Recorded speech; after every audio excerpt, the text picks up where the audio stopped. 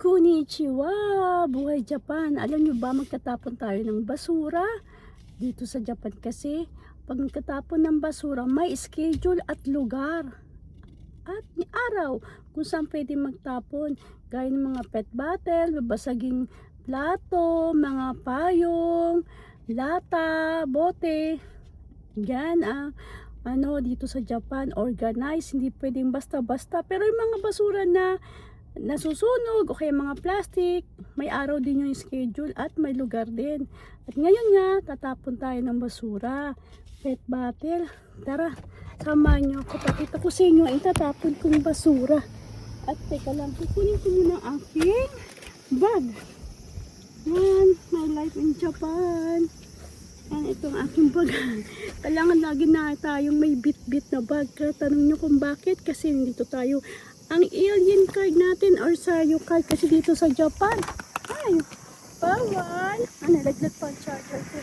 Bawal maglakad-lakad pag wala kang sayo card. Pag foreigner ka, baka mamaya ma-chefuan ka ng pulis, wala kang dala, diba mahirap na. Dapat usan na natin itong matapon nating basura. Tatapon ko, nakalagay na dyan mga bote, lata. Ano pa ba dyan? Yung kawali na magagamit, itatapon na natin yun. At ito nga pala ang aking sasakyan, ang canvas na Daihatsu. Ayan, at papakita ko rin pala sa inyo ang lugar na to. Teka lang ito nga pala ang lugar na to, malapit sa tapunan ng basura. Ayan ayan, at meron din tulay doon, diba? Kita nyo naman, sobrang linis at wala kang makita mga basura. At ayan, dito nga pala ginanap yun, Hanabi or fireworks. Diyan, nanood tayo dyan. At alam niyo ba, saan ako nakapwesto? Doon kami nakapwesto nang nag-fireworks, diba? Daming tao dito. Ayan. At dito nga pala yung mga kotse na nagpa-parking. Kasi dun sa tapunan, walang mga parking, masikip. Kaya, yan ang daan. Naka-schedule nga pala ako dito last week, July. Ako ang nagbantay, toban-toban kasi or schedule, tapunan ng or babantay ng basura.